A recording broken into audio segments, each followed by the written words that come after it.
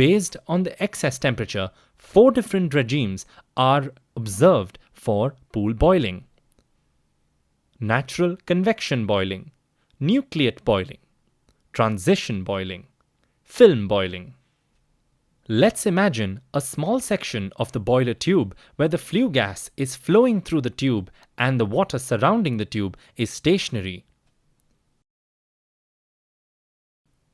The order of temperatures is flue gas temperature greater than surface temperature greater than saturation temperature.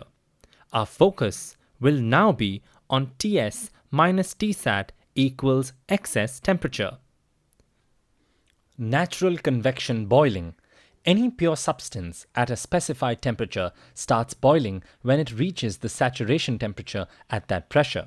In this first regime of boiling, T excess is sufficiently low, in other words, 3 to 5 degrees Celsius, such that we do not see any bubbles forming on the heating surface, even with the water having already reached Tsat. Here, the boiling takes place in the form of evaporation at the top surface of the water, as the liquid is slightly superheated and evaporates when it rises to the free surface. Nucleate boiling. In this regime of boiling, the T excess value increases from 5 to 30 degrees Celsius. Although Tsat remains constant, surface temperature increases due to higher flue gas temperature. Stage 1. Here, bubbles start forming at various preferential sites on the heating surface, but they collapse when they rise. No bubbles make it to the top surface of water. This happens when the T excess is between 5 to 10 degrees Celsius and it forms the first stage of the nucleate boiling regime. The water is still boiling in a similar evaporative process, just as natural convection boiling, even though the bubbles do not rise to the top. Stage 2.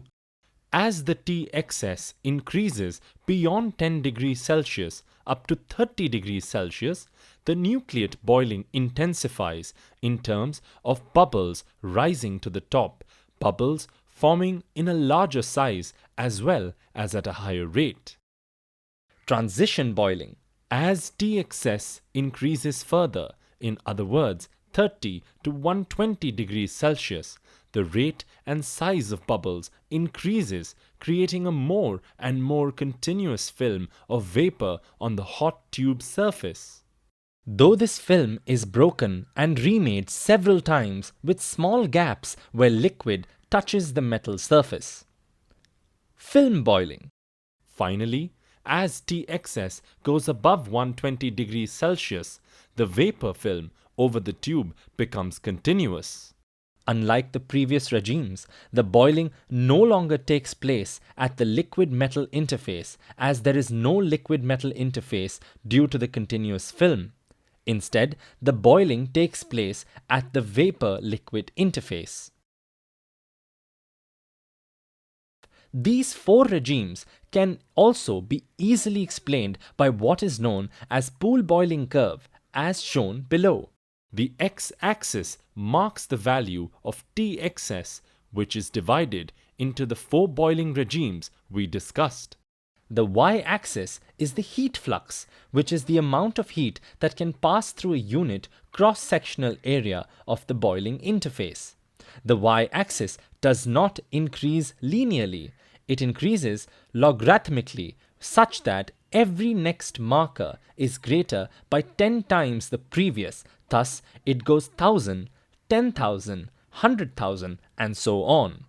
As we increase the T excess, in other words, the heat flux, we travel from natural convection boiling to higher and higher levels of film boiling. First, heat flux increases slowly from point O to point A during natural convection boiling, then increases faster from point A to point B during stage 1 of nucleate boiling, then increases sharply from point B to point C during stage 2 of nucleate boiling, then plummets from point C to point D into transition boiling.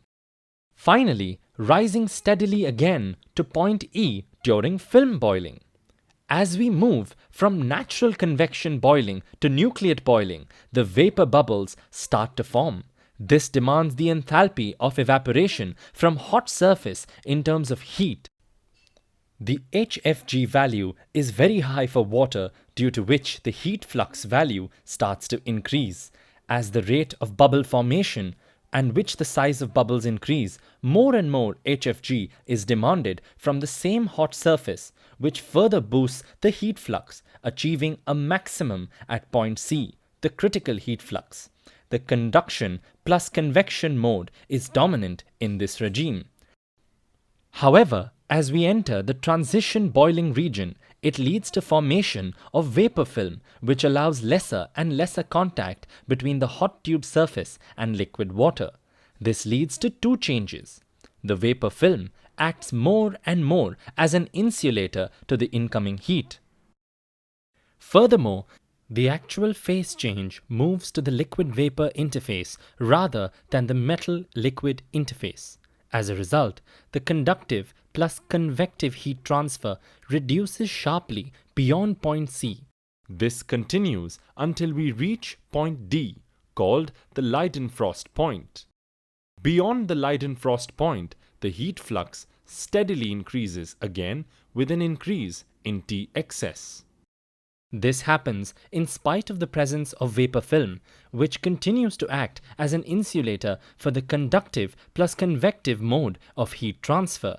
Here, the higher values of T excess mean that the dominant mode of heat transfer is now radiative from the hot tube surface to the liquid-vapor interface.